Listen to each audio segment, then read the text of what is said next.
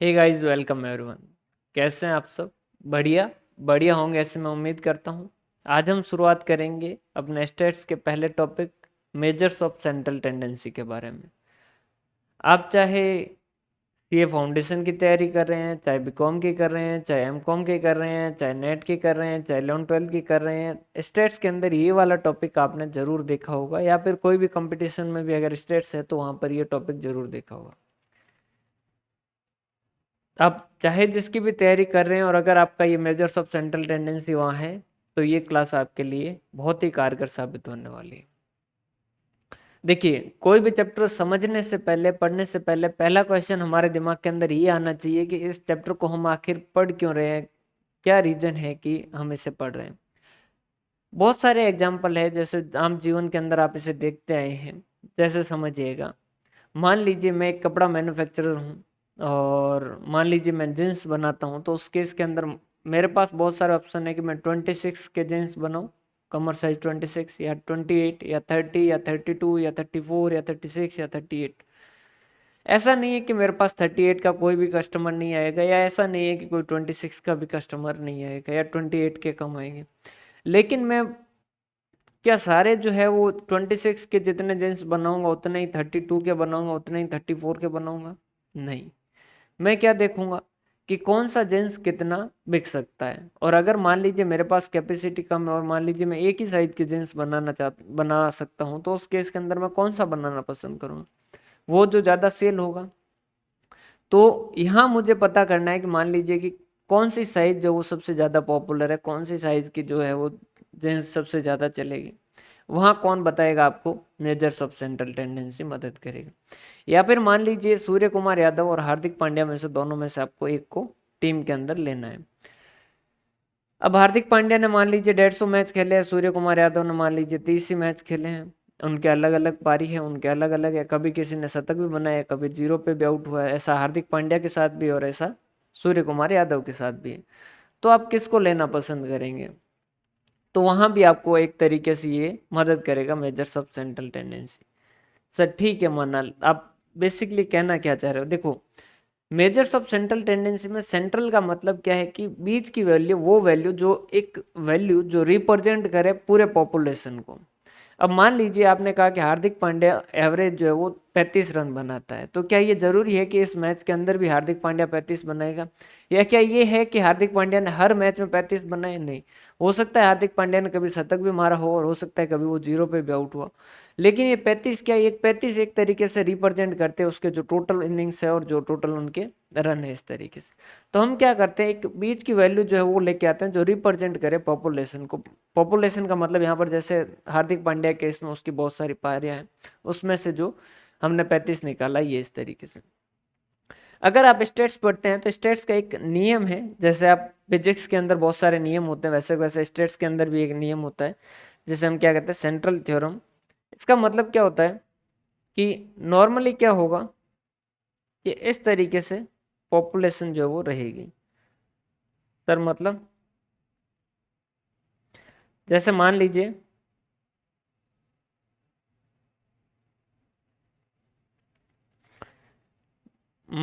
Height की बात करें इंडिया की, नॉर्मली जैसे ये 5-8 है, ये 5-9 है, ये 5-10 हाइट वाले हैं, 5-11, 5-12, 5-7, 5-6, 5-5, 5-4। ये क्या कहते हैं कि जो बीच में सबसे ज्यादा कंसंट्रेशन होगा, जो सबसे ज्यादा वैल्यू होगी वो क्या होगी? बीच में होगी। या फिर यूं कहें, जो बीच की वैल्यू है वही अपने आप में पॉपुलर ज्यादा हो जाती है। मान लीजिए इंडिया के अंदर अगर हम बात करें कि नॉर्मली जो है वो विड साइज जो है वो जेंट्स की जो 32 रहती है। अगर मान लीजिए इंडिया जो है वो सारों के अंदर ही जो है वो खाने की आदत बहुत ज़्यादा बढ़ जाए और थोड़े टाइम बाद में, या यूं समझिए जैसे आज से 200-400 साल पहले हमारे जो पूर्वज थे, उनकी हाइट जो है वो औसत हमारी हाइट से ज़्यादा थी। तो उस टाइम के अगर कोई औसत हाइट निकालता तो मान लीजिए 6 था, तो उस वक्त कोई अगर 6 की हाइट का था तो उसे क्या कहा जाता था कि ठीक है, कोई ऐसा लंबा नहीं कहा जाता था। और 6-5 का होता है तो उसे हम कहते हैं लंबा उस टाइम के हिसाब से। और कोई 5-10 का या 5-7 का होता है या 5-8 का होता है तो हम उसे क्या कहते हैं कि इसकी हाइट कम है। क्लियर है? यहीं पर टाइम चेंज हुआ। आज का टाइम है, आज के टाइम के अंदर जैसे 5 फुट 10 आए, 5-10 जो एवरेज साइज है मान लीजिए मेरी। क्लियर है? तो अगर किसी की हाइट 6-1 6-2 होगा तो हम उसे क्या कहेंगे कि ये एक लंबा आदमी है। और अगर किसी की हाइट 5-4 5-5 5-3 इस तरीके की होगी तो उससे हम क्या कहेंगे कि इसकी हाइट कम है। क्लियर है? तो ये जो एवरेज है ये क्या है, एक तरीके से यूं समझ लीजिए कि बहुवाद है जो बहुत ज़्यादा जहाँ पर है, जहाँ ज़्यादा कॉन्सेंट्रेशन है, जहाँ पर ज़्यादा फ्रीक्वेंसी है, वो क्या है आपकी एक सेंट्रल वैल्यू है। क्लियर है? अब इस चैप्टर के अंदर हम पढ़ने वाले क्या क्या है ये समझिएगा। पहले तो ध्यान से समझिएगा, बहुत ही सिंपल सा टॉपिक है। इसके अंदर हम पढ़ेंगे मेजर्स ऑफ सेंट्रल टेंडेंसी के अंदर हम सबसे पहले से तो पढ़ेंगे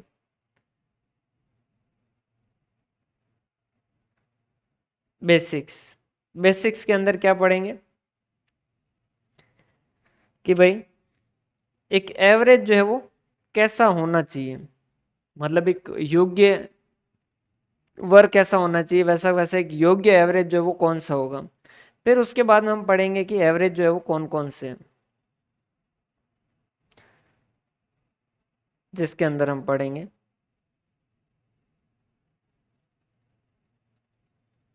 बहुत सारे तरीके के एवरेज होते हैं। जैसे मेनली जो है वो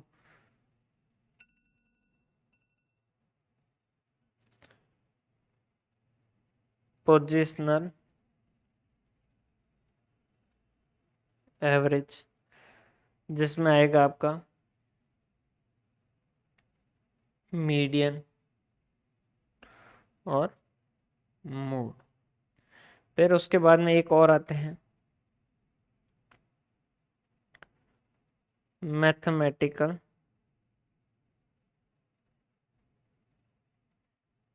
एवरेज, जिसके अंदर आप पढ़ेंगे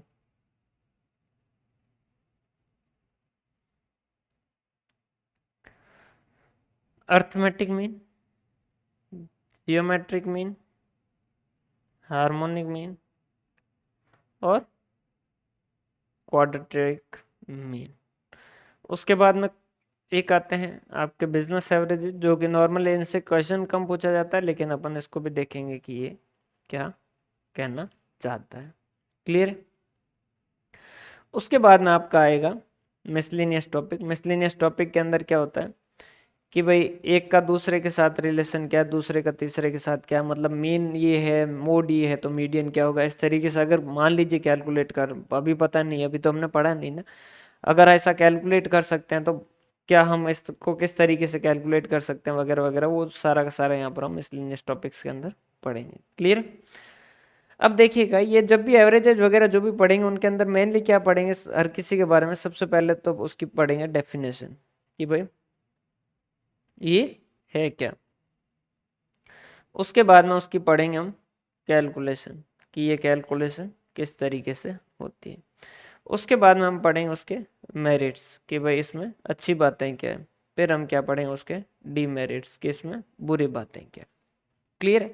अगर हमने हर किसी के बारे में ये 4 चीजें कवर कर ली तो हमने उसको अच्छे से समझ लिया कि भाई हाँ ठीक है, ये है, इस तरीके से ये कैलकुलेट होता है, यही है इसकी खासियतें, यही है इसकी बुराई है। क्लियर है? ये सारी हम पढ़ेंगे। सबसे पहले से पहले तो हम पढ़ेंगे कि बेसिक्स जो है वो एवरेजेज का क्या है, कैसा होना चाहिए एवरेज, ये इसके बारे में। ये जो है ये हम पूरा एक अलग इसी सेशन के अंदर करेंगे। शुरुआत वाला सेशन है तो इसको थोड़ा सा अपन कम ही रखेंगे, इसके अंदर बिल्कुल बेसिक बेसिक देखेंगे। फिर ये जो है ये सारे सारे इसको हम पर्टिकुलर एक एक सेशन के अंदर एक एक को डिस्कस करेंगे, ताकि क्लासेज लंबी ना हो और एक के अंदर एक के साथ एक जो है वो हम अच्छे से पूरा उसको समझ पाए। क्लियर?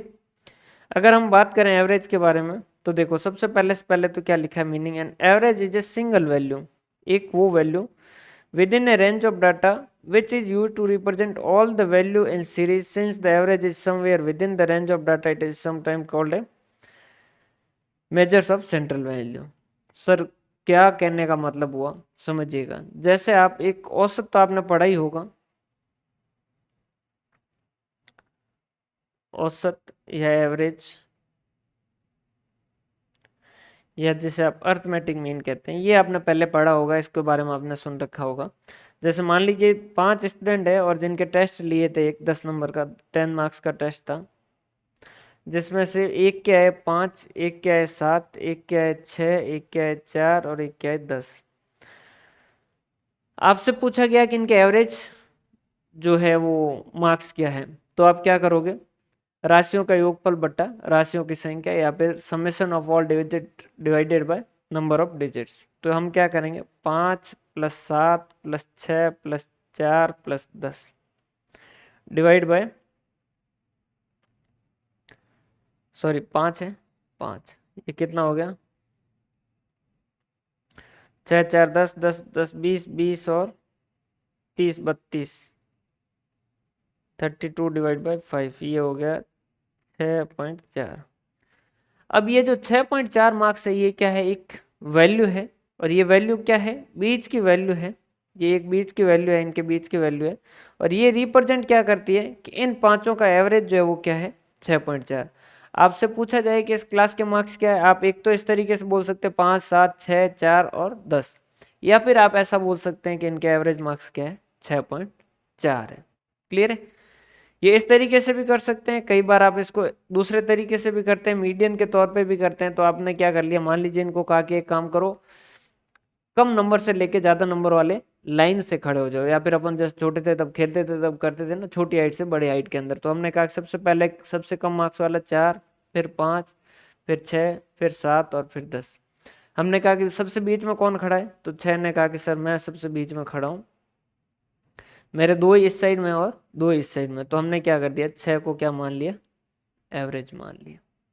क्लियर है, अलग अलग स्थिति के अंदर अलग अलग एवरेज होगा, लेकिन अल्टीमेटली ये एवरेज क्या है, ये एवरेज एक तरीके से इस सीरीज को, इन वैल्यू को रिप्रेजेंट करने के लिए हमने एक सिंगल वैल्यू जो वो कैलकुलेट की। ये जो सिंगल वैल्यू, इसे हम क्या कहेंगे, एवरेज कहेंगे, या इसे हम क्या कहेंगे, सेंट्रल वैल्यू।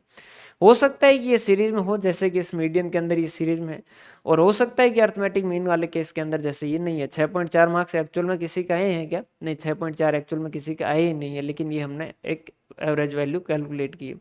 तो हो सकता है कि ये सीरीज में हो, और हो सकता है कि सीरीज में ना हो। सीरीज में होता है इस वजह से, कई बार सीरीज में होता है इस वजह से हम क्या कहते हैं, उसको सेंट्रल वैल्यू भी कहते हैं। तो अब आप डेफिनेशन को पढ़ेंगे तो आपको समझ आएगा।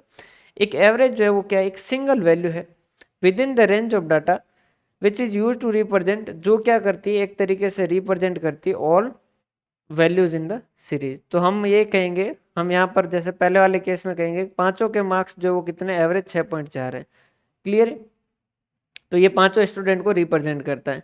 Since an average is somewhere, और ये कहाँ होता है, within the range of data, it is sometime called as a measures of central value. कोई इसमें डाउट वाली बात है क्या, कोई कंफ्यूजन?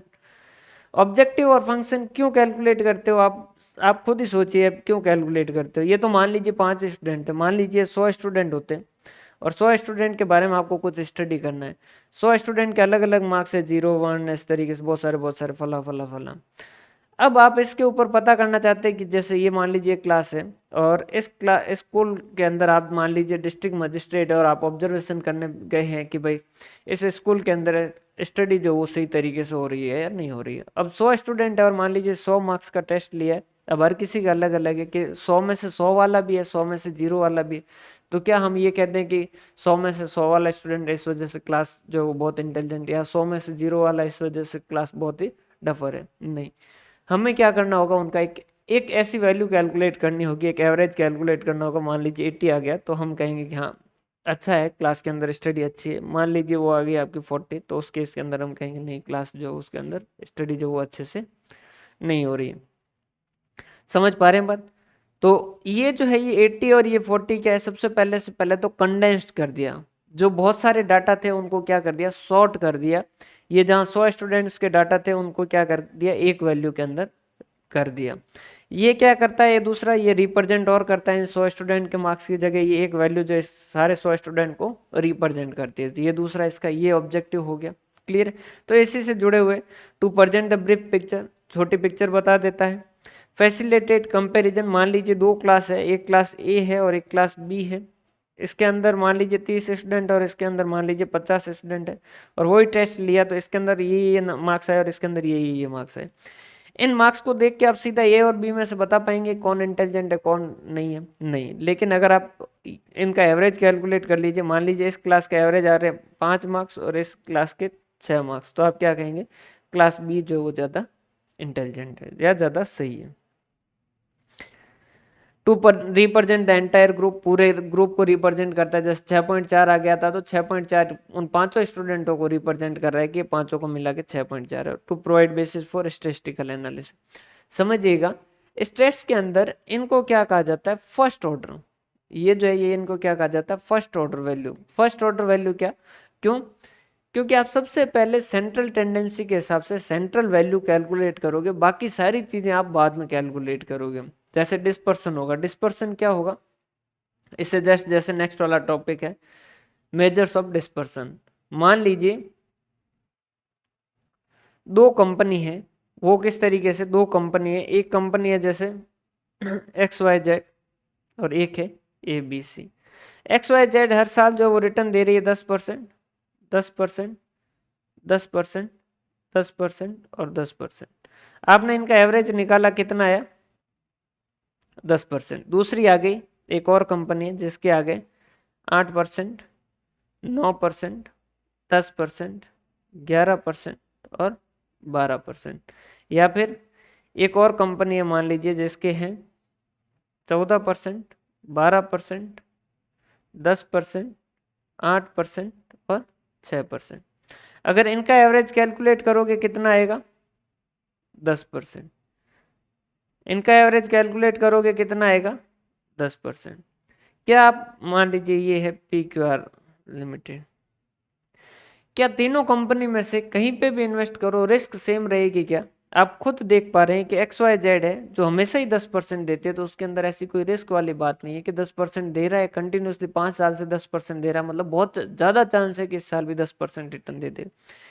ये 8, 9, 10, 11, 12 इस तरीके से कंटिन्यूसली बढ़ता जा रहा है। यहाँ पर भी एवरेज जो है वो आपका 10 ही बन रहा है, लेकिन यहाँ वैल्यू के अंदर जो वो चेंज आ रहा है। फिर इन वैल्यू को चेंज जो वो किसके जरिए? डिस्पर्सन के जरिए करते हैं। तो डिस्पर्सन में जब आप कैलकुलेट करोगे तो आप क्या करोगे? ये जो एवरेज आपने कैलकुलेट किया इससे कितना इधर उधर है कि 10 से 8, मतलब पहले -2 था, फिर -1 हुआ, फिर 10 हो गया, फिर +1 हो गया और फिर +2 हो गया। या फिर यहाँ 10% से कहोगे तो कि यहाँ +4 है, यहाँ +2 है, यहाँ 10 का 10 है मतलब कि बराबर है, यहाँ 10 में से -2 हुआ, यहाँ 10 में से -4 हुआ। तो ये जो आगे जो भी पढ़ोगे डिस्पर्सन वगैरह सारे के सारे वो क्या होंगे? इन जो वैल्यू है ये सेंट्रल टेंडेंसी वाली वैल्यू है, इन वैल्यू के बेस पर बाकी की वैल्यू जो वो कैलकुलेट की जाएगी। तो इनको फर्स्ट ऑर्डर कहा जाता है और बाकी आगे जो कैलकुलेट करेंगे वो हम क्या कहेंगे? उनको सेकेंड ऑर्डर कहेंगे। To guidance the policy formulation. समझिएगा, जैसे कि आपने कई बार पढ़ते हैं कि भाई महंगाई जो वो 15% से बढ़ गई, तो क्या ऐसा है कि सारी चीज़ों की वैल्यू 15% से बढ़ी है? नहीं, किन्हीं के भाव तो बढ़े ही नहीं होते।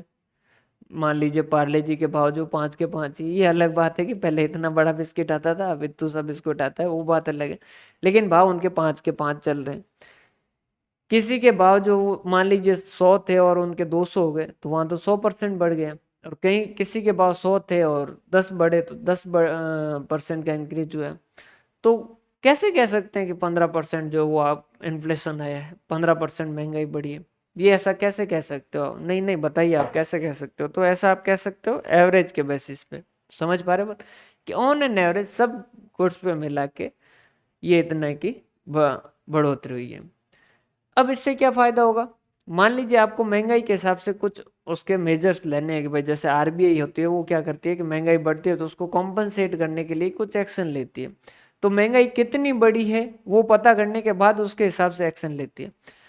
अब अलग अलग गुड्स में तो अलग अलग तरीके से महंगाई बढ़ी है, तो फिर वो किस तरीके से डिसाइड करेगी? तो वो एवरेज लेगी कि एवरेज कितनी महंगाई बढ़ी और उसके हिसाब से वो क्या करेगी? निर्णय लेगी। तो पॉलिसी फॉर्मुलेशन वगैरह के अंदर काम आता है। जैसे आपने बहुत सारी एक सचिन कमेटी और इस तरीके की बहुत सारी कमेटी जिनके अंदर उन्होंने बताया था कि जैसे पुअर की कैटेगरी में कौन आएगा, BPL कार्ड किसका बनना चाहिए, इस तरीके से। तो उन्होंने क्या ऐसा है कि जैसे उन्होंने बता दिया कि भाई दिन के अंदर 21 रुपये कमाता है वो आदमी जो है वो रईस है।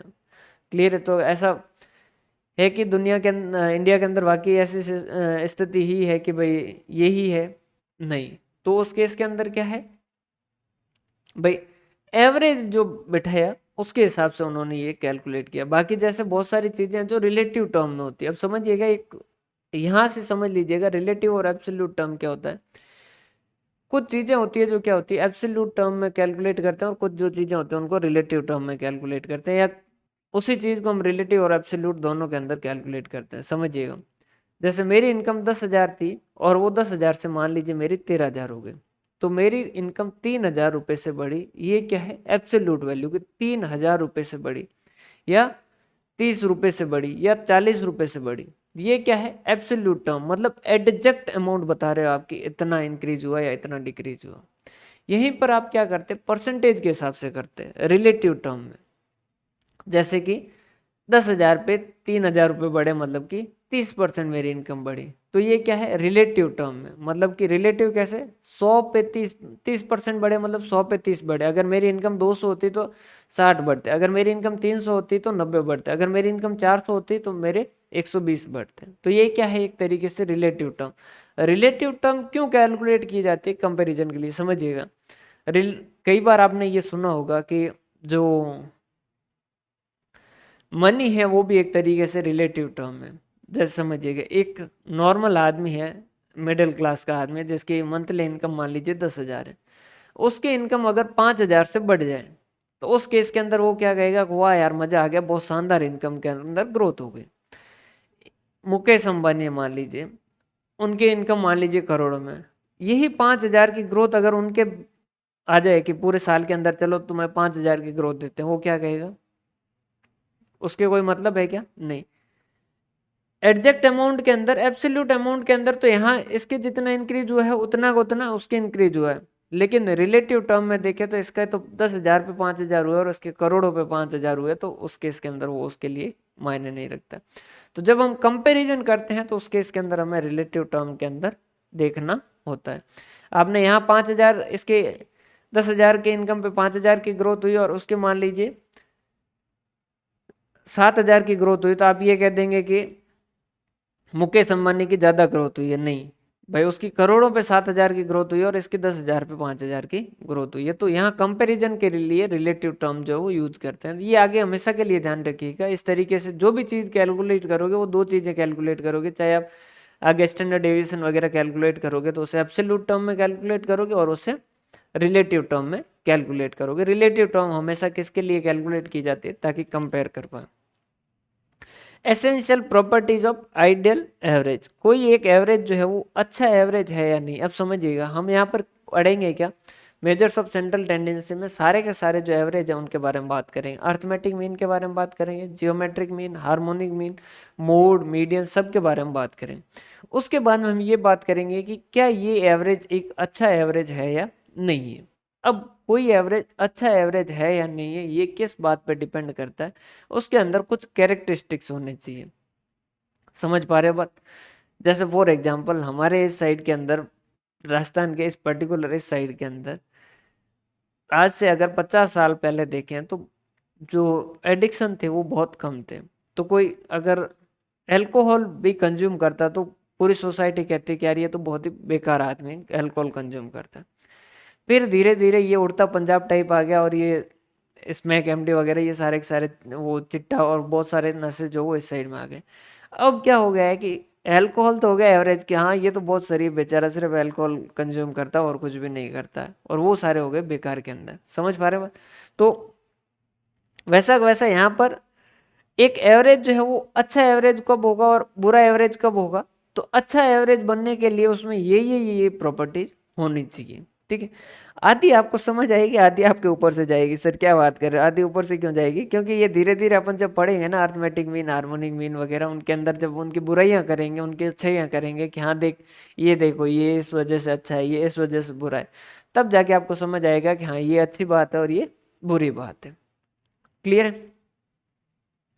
Clearly and rigid define. अभी मैं एक बार इसका सिंपल मीनिंग बता देता हूँ। क्लियरली और एंड रिजिड डिफाइन का मतलब क्या है कि एवरेज जो है वो उसकी कैलकुलेशन ऐसी होनी चाहिए कि वो बार बार चेंज ना हो। आपने पहली बार कैलकुलेट किया अर्थमेटिक मीन इतना 50 निकला, फिर दोबारा कैलकुलेट किया 60 निकला, फिर तीसरी बार कैलकुलेट किया 40। नहीं, ऐसा नहीं होना चाहिए। वो रिजिडली डिफाइन होना चाहिए। अगर वो 40 आ रहा है तो 40 ही आना चाहिए, और वो क्लियरली पता होना चाहिए। Clear? Based on all observation. अगर मान लीजिए सीरीज के अंदर 15 आइटम है, आप 15 आइटम में से मान लीजिए 4 आइटम देख के ही एवरेज कैलकुलेट कर पा रहे हैं, तो फिर वो ऐसा एवरेज बेकार है। या फिर आप एक ही वैल्यू को कंसिडर कर रहे हैं, बाकी को सिर्फ कंसिडर ही नहीं कर रहे हैं, तो वो एवरेज बेकार है। ऐसा एवरेज जो सारी ऑब्जर्वेशन को कंसिडर करता है, सारी वैल्यूज को कंसिडर करता है, सारे स्टूडेंट्स, मान लीजिए मार्क्स है तो सारे स्टूडेंट्स के मार्क्स जो है उनको कंसिडर करके जो एवरेज निकले, वो एवरेज एक अच्छा एवरेज है। इजी होना चाहिए, कैलकुलेशन उसकी आसान होनी चाहिए। जियोमेट्रिक मीन बहुत अच्छा है, लेकिन वो कैलकुलेशन उसकी उतनी हार्ड है, इस वजह से उसको हर जगह यूज नहीं किया जाता है। उसके बाद में इजी टू डिटरमाइन, आसानी से उससे पता कर पाए। Least effect of fluctuation of sampling. अगर कोई सैम्पलिंग के अंदर, अब सैम्पलिंग क्या होता है, मान लीजिए एक पॉपुलेशन क्या है, जैसे 1000 लोगों का ग्रुप है, उसके ऊपर हमें कोई स्टडी करनी है। देखिए स्टेट्स जो है वो आज के टाइम में इम्पोर्टेंट होता क्यों जा रहा है। और अब चाहे साइंस बैकग्राउंड से, मतलब कोई साइंस बैकग्राउंड का है तो उनसे भी पूछ लीजिएगा, या आर्ट्स बैकग्राउंड का तो उससे भी पूछ लीजिएगा। कॉमर्स वालों को तो पता ही है, मतलब उनको तो पढ़ा ही रहे हैं। तो देखिए उन सब के अंदर ये स्टेट्स जो वो आपको देखने को मिलेगी। रीजन क्या है, क्योंकि अगर आप कोई भी रिसर्च करेंगे ना, तो रिसर्च के अंदर ये जो है वो बहुत ही काम की चीज़ है। किस तरीके से, अब समझिए जैसे कि आप चेक करना चाहते हैं कि इंडिया के अंदर हैप्पीनेस जो वो इंक्रीज हो रही है या नहीं हो रही। अब इंडिया के अंदर चेक करना है तो इंडिया तो पूरे में सारे लोगों से मिलो, सबसे पूछो कि भाई आज खुश अब ज़्यादा हुए हो या कम हुए, जो कि पॉसिबल नहीं है। कर तो लोगे, लेकिन आपकी 1 करोड़ पीढ़ियां चली जाएगी, क्योंकि आपकी पीढ़ी जाएगी उतने में वहां भी नए नए आते रहेंगे। समझ पा रहे बात? तो ये पॉसिबल नहीं होता है। तो हम क्या करते हैं, पूरी पॉपुलेशन की जगह उसमें से कुछ सेलेक्ट करते हैं। जैसे बाजरे की बोरी है, या गेहूं की बोरी खरीदने जाते हैं, या बादाम बादाम खरीदने जाते हैं, या केले वगैरह कुछ भी खरीदने जाते हैं, तो आपने क्या किया, जैसे बहुत सारे केले पड़े हैं, उसमें से एक केला निकाला, उसको खोला, देखा कि हाँ ठीक है, तो फिर आपने उसको खरीद लिया।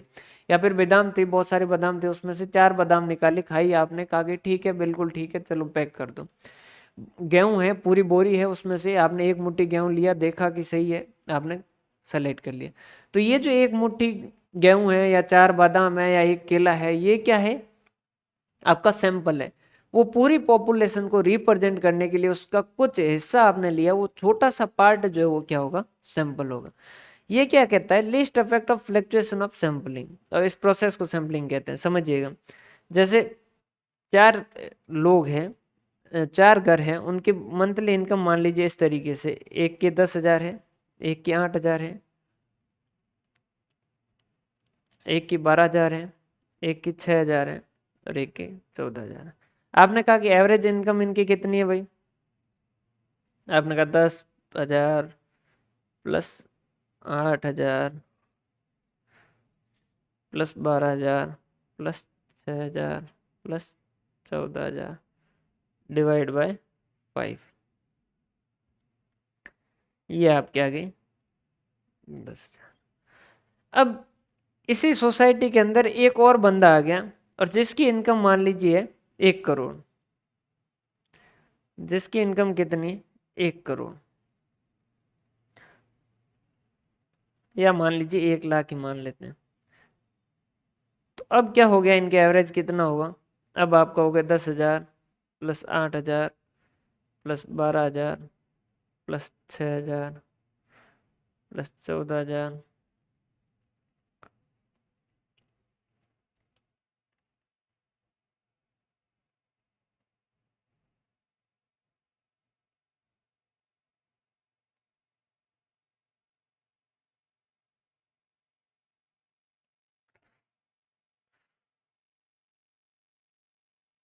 प्लस 1 लाख डिवाइड बाय 6, जो कि 1,50,000 डिवाइड बाय 6।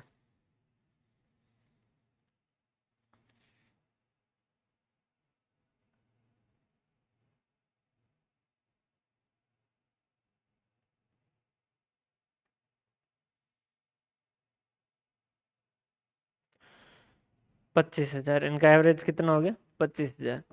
तो जहाँ 5 का एवरेज 10,000 था, सिर्फ एक बंदा और जुड़ा और उसने एवरेज जो पूरा क्या कर दिया 250 गुना कर दिया, 10,000 से कितना कर दिया 25,000। तो ये क्या हो गया, सैंपल के अंदर एक वैल्यू चेंज होने से आपने क्या कर दिया पूरा एवरेज जो वो चेंज कर दिया। इस तरीके का नहीं होना चाहिए, जैसे सैंपल के अंदर एक का कोई एक्सट्रीम वैल्यू आ जाने से पूरे एवरेज की जो है वो खटिया खड़ी ना हो जाए, इस तरीके का एवरेज होना चाहिए। और एल्जेब्रिक ट्रीटमेंट आगे इसके हिसाब से आप और कुछ कैलकुलेशन, मैथमेटिकल कैलकुलेशन अगर करना चाहे तो वो हो सकने वाला होना चाहिए। क्लियर है? तो ये सारी चीजें जो है ये एवरेज के अंदर होनी चाहिए। आज अपन इतना ही देखते हैं, यहाँ तक का आप एक बार देखिएगा। बहुत बहुत धन्यवाद। हंसते रहें, मुस्कुराते रहें, पढ़ते रहें।